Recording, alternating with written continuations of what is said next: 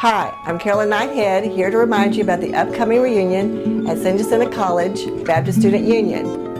It will be on Saturday, August the 13th at 3 o'clock. It's going to be at the Baptist Student Union building on the Pasadena campus. We're looking forward to reconnecting with some of our wonderful friends that we had back then. It was a very special time in our lives with some wonderful memories. So looking forward to seeing you then at Saturday, August the 13th at 3 o'clock.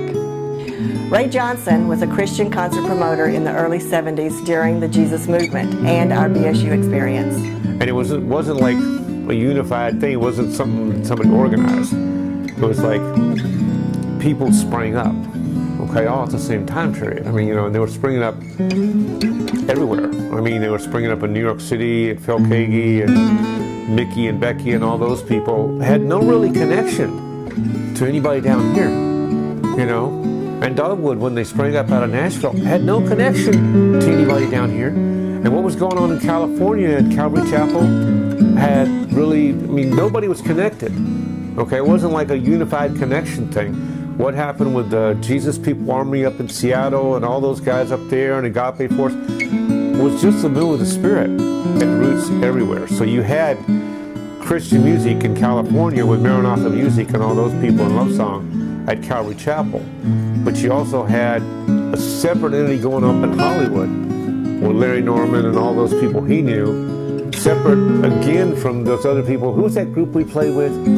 When you guys were the Blessed Hope, we had Love Song, the Blessed Hope, and who was that band? The Philharmonics, the Los Angeles, it was the Philharmonics. That's who it was, yeah.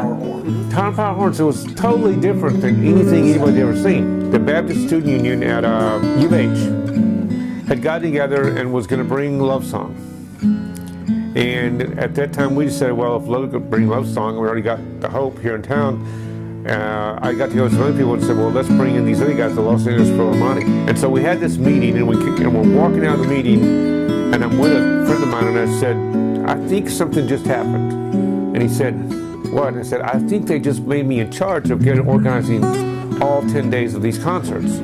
And he said, oh, and Bob, and it was Bob and Jane Farrell, and who was the guy? Who was the preacher? Richard Hogue. And Richard Hogue with Sperino. It was all at the same time.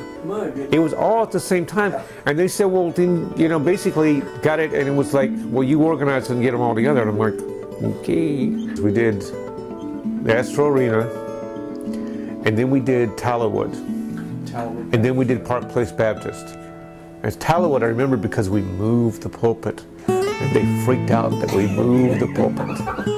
They were totally coming unglued that we had moved the pulpit. Okay? It was on a Saturday night and we had moved the pulpit. And then we did Park Place on Sunday afternoon. We did Park Place Baptist on Sunday afternoon. Okay? You remember that? And they were really freaked out that we'd moved the pulpit. And the pastor was like, the pastor came back and he was like, okay. He was pretty cool. He was like, they've already done it, okay? So just relax. We can move it back. It's okay. And so, you know, we did that.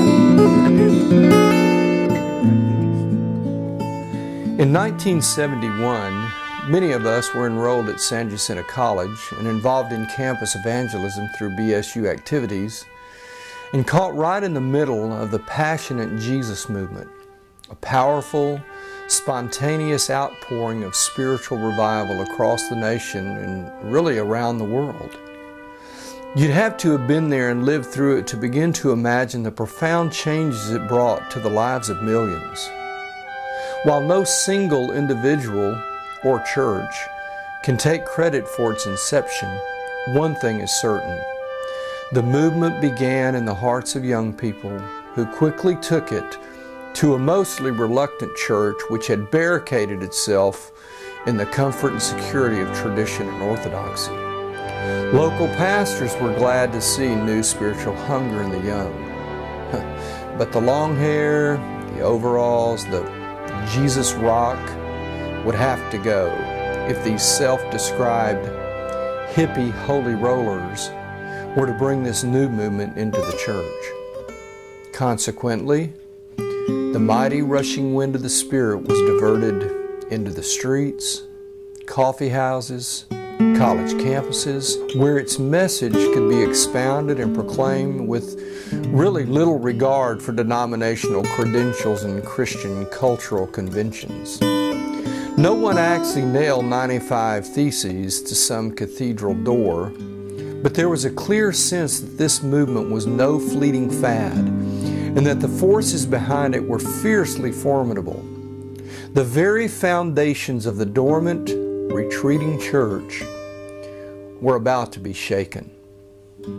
Just over a decade earlier, Billy Graham was preaching that, quote, "If God doesn't destroy America now, He'll have to apologize to Sodom and Gomorrah," end of quote. Instead of one voice crying in the wilderness, there were now tens of thousands. While Barry McGuire was singing Eve of Destruction and Arthur Blessed carried a cross on his back from the West Coast to the East Coast to illustrate the nation's need for repentance, everyone knew that in one split second, some misguided country could order the launch of an ICBM, which would result in swift retaliation and a global nuclear holocaust with catastrophic devastation. This nuclear winter was seen as a potential of apocalyptic fulfillment from the book of Revelation as the Cold War between the superpowers heightened and tensions intensified. To add to this uncertainty, fear, and vulnerability, just a few years earlier, the 60s peace and love movement, with its slogan of tune in, turn on, drop out, and widespread use of illicit drugs like LSD, heroin, speed, had ravished America's youth. The Vietnam War had ended with almost 60,000 young and brave Americans coming home in flag-draped caskets. President Nixon found a way out of the feudal quagmire. He called it peace with honor. But the whole world and the nation knew that was code for defeat. These were dark days for the country, with many of her returning warriors facing scorn, ostracism, and bleak futures. But suddenly, morning had broken in America, and Time magazine called it simply the Jesus Movement.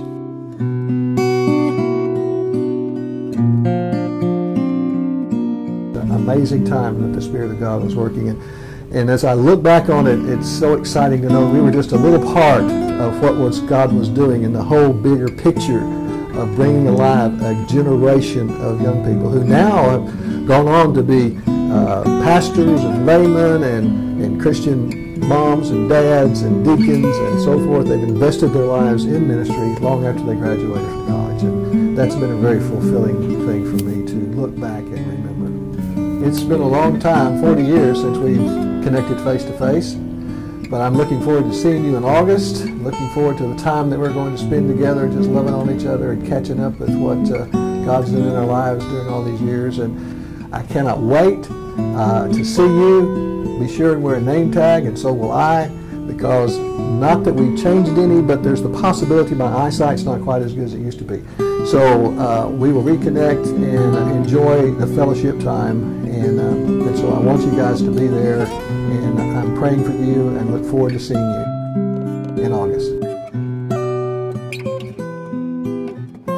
Thanks for watching this clip. We hope you enjoyed it, and we look forward to seeing you on Saturday, August the 13th at 3 p.m. at San Jacinto College Baptist Student Union. See you then.